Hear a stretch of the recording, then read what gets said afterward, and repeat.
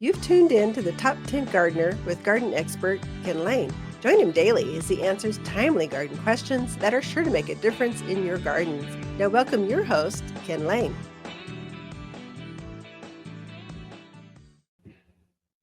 And we are back in the studio with Lisa Waters-Lane. She's a garden extraordinaire, has a lot of talent, beautiful gardens. Mm-hmm.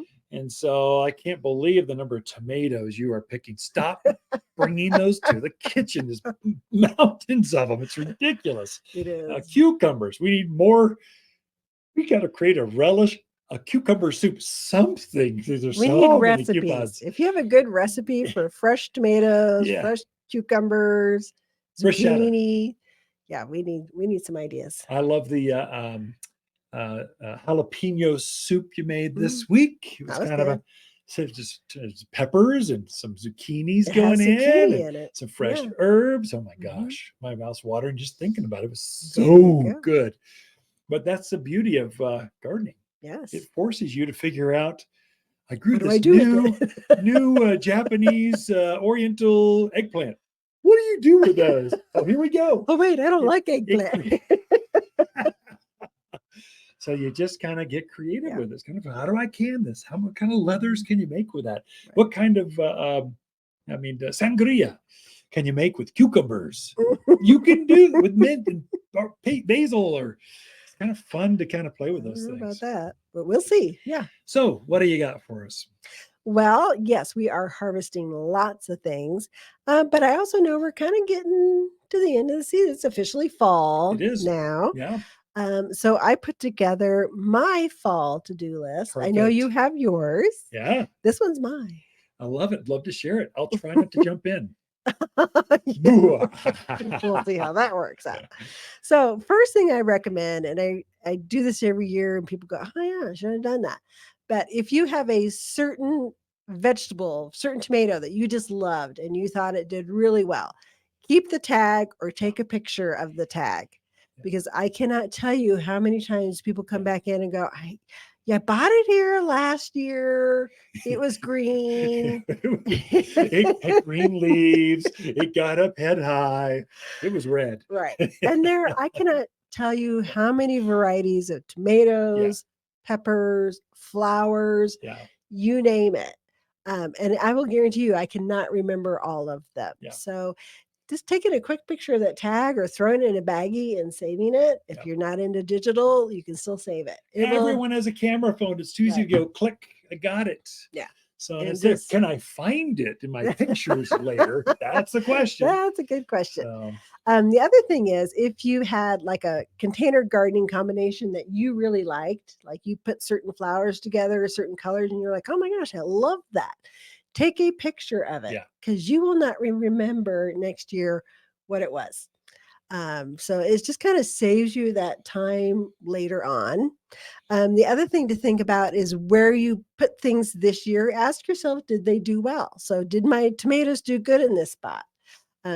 Maybe you need to rotate things around the yard. It's always wise, especially with vegetables, yeah. to rotate Even things flowers. around, even Yeah. flowers. Yeah. So just kind of taking some notes, taking some pictures can just save you a lot of aggravation next spring. I think the reason gardeners forget what they planted last year, Mhm. I think we got to blame it on eggnog. Something, it's that holiday season, something about, we've got the holidays coming. So you ended in fall, you're about to go with spring, and then I think eggnog gets in the way or something. Blanks your memory. Yeah, Huh? it's just like erases stuff. I can't remember. Pull out those tired looking annuals. Yeah, yeah. Oh my They're just gosh. bringing you down. I know you want to wait till the very last second and you have the frost and get your money's worth out of them. But seriously, now is a great time to get rid of those calabacoas, the geranium, things that are just looking Yeah. And it's great to get those violas in, the pansies, the snapdragons, the heucheras. The sooner you kind of get them in and get them rooted out, they're going to be much happier going through wintertime.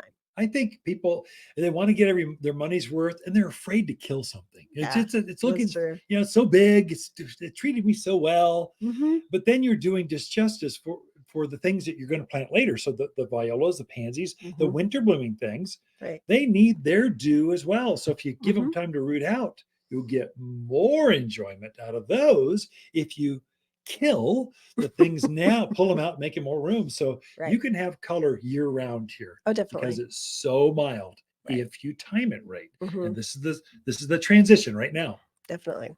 So, if you have some things that are like some sedums or succulents that you know are not winter hardy, or say there's something you want, maybe some coleus you want to bring in and treat like a house plant or Yeah. a mandevilla, now is the time to think about getting those ready to Oh yeah. move in, because that cold's going to strike when you're not ready for it, Yeah. and then you're going to be caught flat-footed. So a lot of those pots that have been outside for the season, you probably want to treat them before you bring them back inside. So the systemic granules are excellent for that. They'll kill off any insects that are hanging out in that soil, Yeah. the flies, those little gnats that love Fungus to hang gnats. around, the Yeah. fungus gnats. So you kind of want to get them treated and cleaned up so you can move them inside. Yeah. So a lot of people wait too long, then they find out a frost is coming, and they're Well, like, "Oh my it's god!" Halloween. Yeah. Halloween is our first frost. So you got 3 Mhm. weeks. You got some time. But it could By the hit early transition, too. if you just take that coleus and bring it indoors, you will be stunned at the crawly, creepy things that come out of the pot when you bring it indoors. Right. So I say trim it back so it's more house plant size instead Mhm. of patio size. Just get it Right. down to size. Spray the foliage. I would Mhm. say with triple actions organic Yeah, that's a spray good idea. because there's things on the foliage and there's Mhm. things in the ground. Then you treat it with the systemic granules that'll go through the soil, killing off the Insects, the icky, creepy, it's like crawly. fungus You don't gnats want and them in your house. centipedes and I mean just all kinds of stuff are in there. Right. And then bring it indoors Yeah. before Halloween. You'll Mhm. be happy that you did that. You'll be happy Definitely. and you know it. Clap your hands. You'll be happy. Anyway. Okay. So it's a good time to shape up. So those summer blooming shrubs. So the butterfly bush Yeah. that have kind of gone out of bloom, trim the blossoms off. You don't Yeah. want to do major pruning. Don't do that. But you can trim up your blossoms on some of the things, rows of Sharons, Yeah. butterfly bush. What are some other things that kind of You might be able to bloom? trim off the rosebuds and they'll Mhm. you got Keep enough time, blooming. they might actually bloom again. I mean, Right. it's not that would not surprise me a bit, or it will hold on to that new flower bud through Mhm. fall winter. That So is trim true. back the rosebud, the spent rosebuds. Right, right. But don't do any major pruning, but just kind of cleaning them up, making Yeah. them look a little Give them a spiffier. haircut. Yeah, because they've done hard work all summer long. Yeah. They need a little cleanup. Also, think about where you want to put some evergreen shrubs in. I like it. So we look at so many of our yards are just blooming stuff or just deciduous stuff. So they're leaves right now, but they're going to be dropping those leaves in another month or so. And then you have a yard that just looks Naked. naked. Yep. So Better. think about where you want to put those evergreens. We have some beautiful evergreen trees and shrubs in right now. It's the best time to look at those things because you're not going to get distracted by all the other stuff. So, because every yard, what do you always say? 25% or Yeah, more of 20 evergreens? percent should be of your plants should Mhm. be evergreen of some sort. Evergreen trees, evergreen Right. shrubs, something. And I would say you can do evergreens in containers. So if you got a Mm. flower bed, flower garden like Mhm. container, and you want a holly in there or a Yeah, lindina, or definitely. they do really well in containers Mhm. through winter. They'll keep their foliage. They look fantastic. Right. They almost are more handsome than Uh-huh. some of your flowery things in Yeah, winter. and we'll do that. We Yeah. rip out some of that flowering stuff and put in some pretty evergreens that we can kinda decorate through the fall and winter with, so good idea, Yeah, dear. full of it. He's Alberta thinking. spruce. You Oh, want a yeah. holiday-looking Christmas tree looking at the front door? It's a great one in containers. The number It one is. seller as far as evergreen Yeah, goes. very fun to decorate. And also, I think, and this is one I know you mentioned, but fertilize. Yeah, can't say it People, enough. you People need don't listen. to Yeah, fertilize. Where people come from different parts of the country, and I get it. You never really had to fertilize there, but you're not there yeah, anymore. yeah. And it makes a huge difference in how your trees go through the winter, how they wake up in the spring, and just how they perform throughout the year. The most important feeding of the entire year is autumn. And you mark it by whenever you see the aspens turn gold or the maples turn red, that's your cue.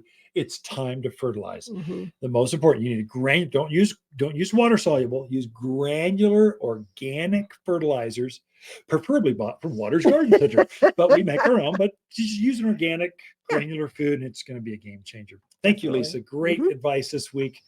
Excuse me, Lisa's guide to better gardens. Be right back after this. Autumn is the most beautiful time of the year in the mountains, and Waters Garden Center has the brightest trees. We've collected 700 hardy trees, including maple, aspen, ash, and oak. Each is ready to plant, so you can enjoy brilliant fall foliage in your yard. Shop online at top10trees.com or visit us in Prescott. Trees are brighter at Waters Garden Center in Prescott and online at top10trees.com. You're listening to garden expert Ken Lain, owner of Waters Garden Center in Prescott. Look for more tips, tricks, and garden shortcuts through Ken's website. Additional shows of this podcast, read his weekly garden column, or follow him on Facebook, Instagram at watersgardencenter.com. That's Waters with 2 T's, gardencenter.com.